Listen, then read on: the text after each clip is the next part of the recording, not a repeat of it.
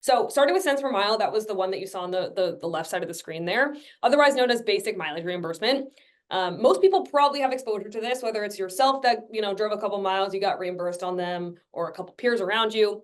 This essentially means pairing a driver's submitted mileage directly to a basic per mile rate. So you toot along, you go from customer to customer, or you go on a quick work visit or a work lunch, and essentially every mile that you drive is multiplied by a per mile rate. Done, very simple. Now, this strategy is typically ideal for the occasional driver. So think about this person as the one who might hop in their car really once in a while, maybe, a manager or somebody in back office. Well, why? Well, cents per mile is best suited typically for those who drive under 5,000 miles per year. This would be considered low mileage or casual drivers for all intents and purposes under the guidance of the IRS and how their publications can be navigated with regards to other programs that exist.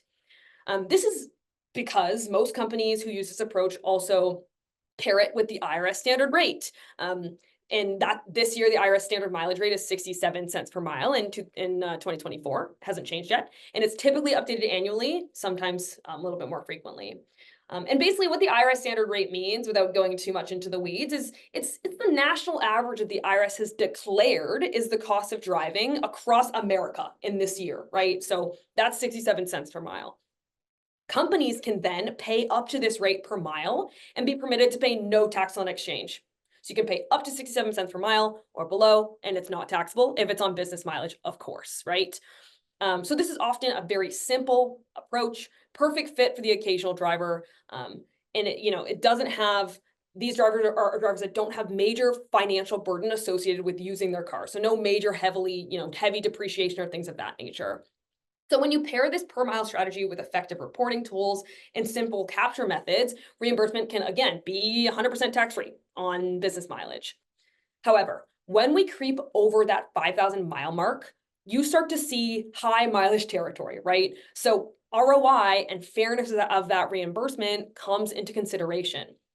So there's some issues, right? The IRS standard rate doesn't take into account the frequent fluctuations of living costs on a monthly basis, the weekly basis, right? Such as maintenance and fuel across different locations. It doesn't take into account the real impact of things like depreciation by how much mileage you're doing. It's just that it's a national average. It's a great national average, but it is an average. So this means that some drivers will take home a lot more than what they need as they rack up miles and drive more and more and more. And others will take home less than they need based on the costs in their area, right? So that's the challenge with this rate. It's great. It's very well calculated for the occasional driver, but for our road warriors, the people who are showing up every day, visiting clients all the time, it over and under delivers because it's really not designed to be used in every situation. And so that is why different programs exist.